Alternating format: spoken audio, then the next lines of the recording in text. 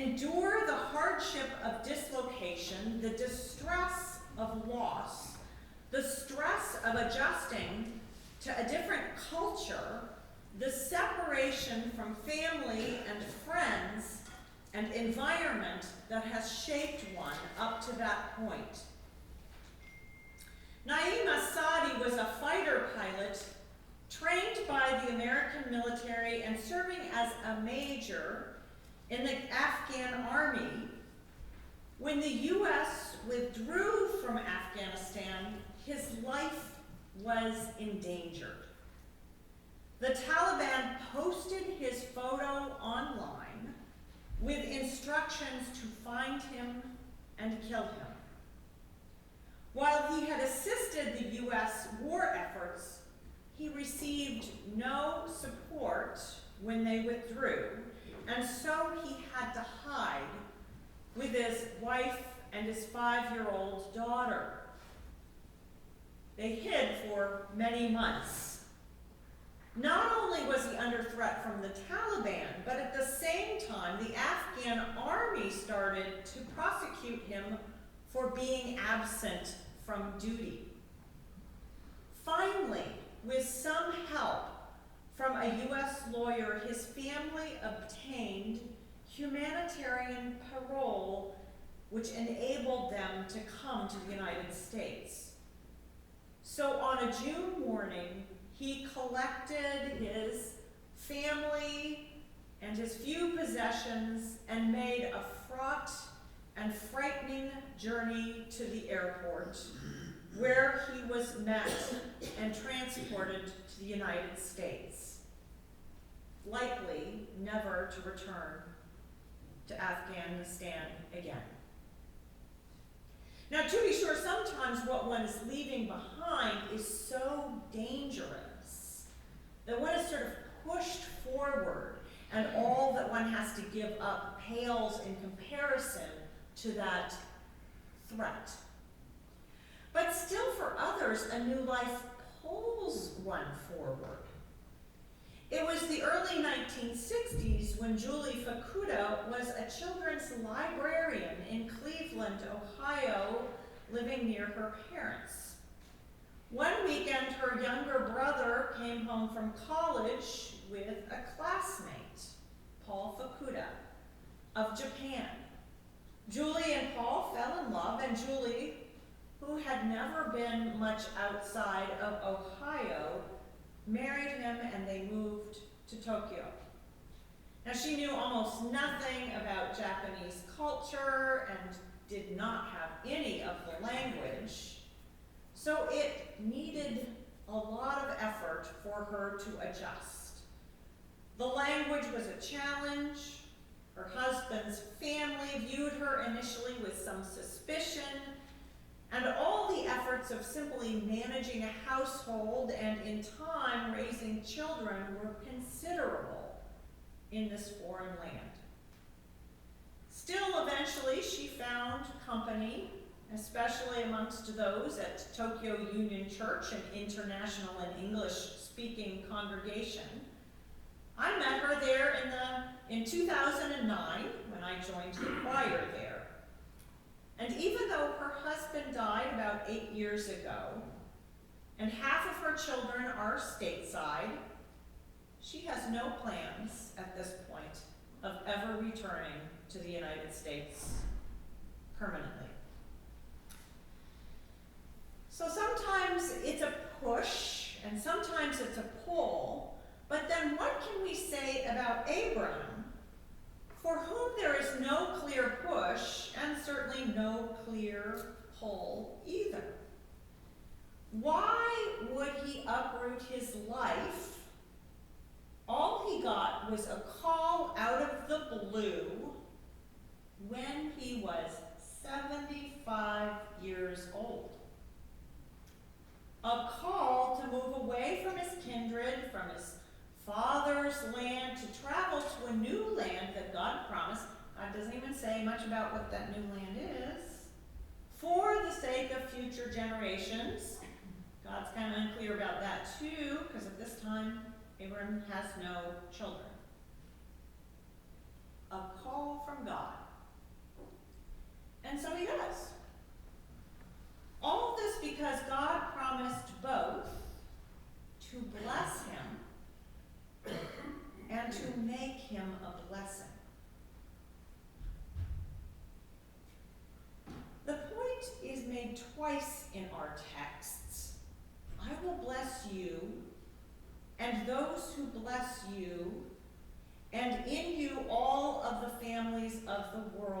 be blessed. Indeed, in that short 4-verse passage that I read to you, the Hebrew root word for bless, barak, is used 5 times. God gives very little detail of where Abram will be going, or what he will do, or how all this blessing will be accomplished. Just 2 sentences offering this vague blessing, it seems. So Abram's decision to follow this call is remarkable. He will have little control over where he will go or what he will do, little control over what it means to be a nation. The man is, for God's sakes, childless and 75. He's going to have little control over the destiny of his life at this point. And the only substance that he is offered is in this word, barak, blessing. Blessing itself is actually the call to which he is called. It's not really the new land. It's not really being the father of many generations. He is actually just being called to blessing. And so how is it that Abraham forgoes all this promise of all this past in order to go into this promise of blessing? Now, there are all kinds of studies that show that people who have a sense of control over their lives fare better in facing challenges, in facing change, and even in facing pain. If we have some control, we do better. So control itself is not without some merit.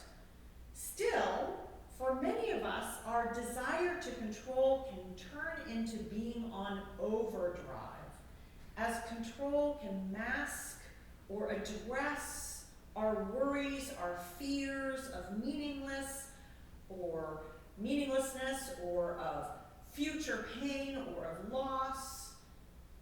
So again, it is remarkable and singular that Abram quells all his need for control and simply chooses to move with God into this call of being blessing.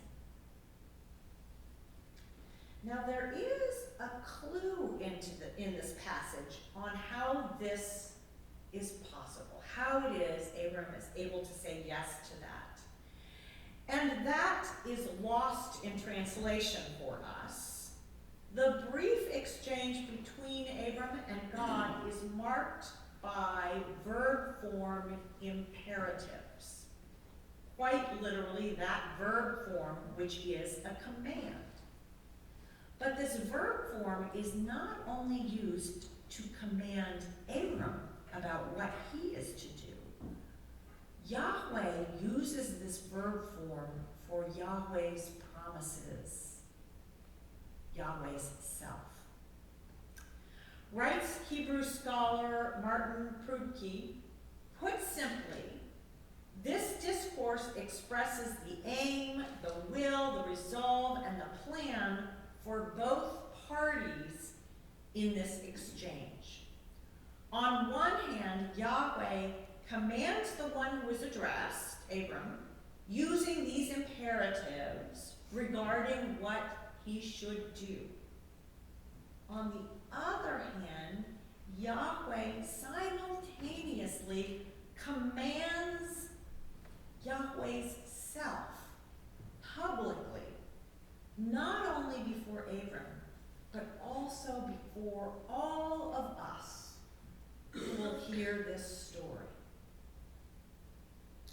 Abram's choice to do as God commanded has been for us, for all ages, and for 3 major faiths, reckoned as the model of faithfulness.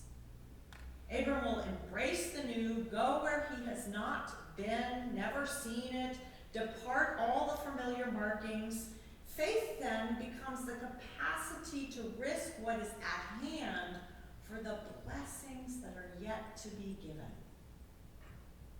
To risk whatever it is that's at hand now for the blessings that are to be given in the future. Put another way, faith is the capacity to relinquish control in the face of God's promise to bless our futures. As we consider what less is more during Lent,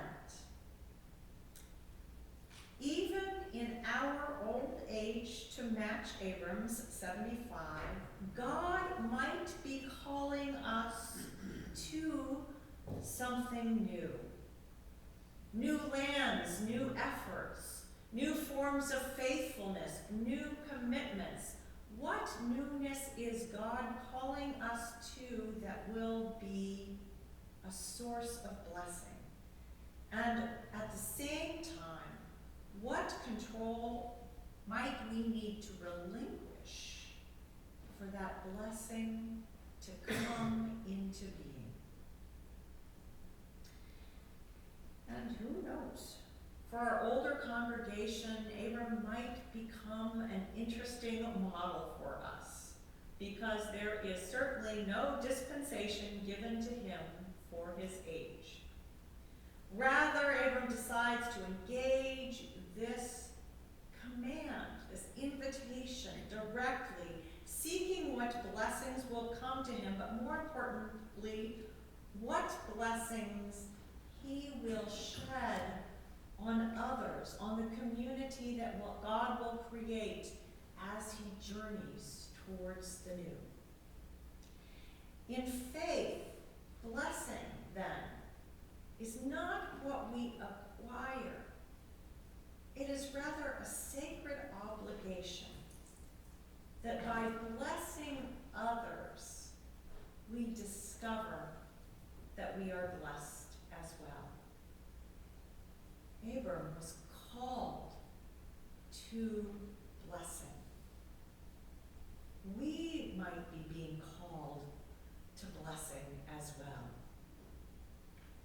So this Lent, let us train our hearts for less control, so that we might discover how we might be blessed and be blessing.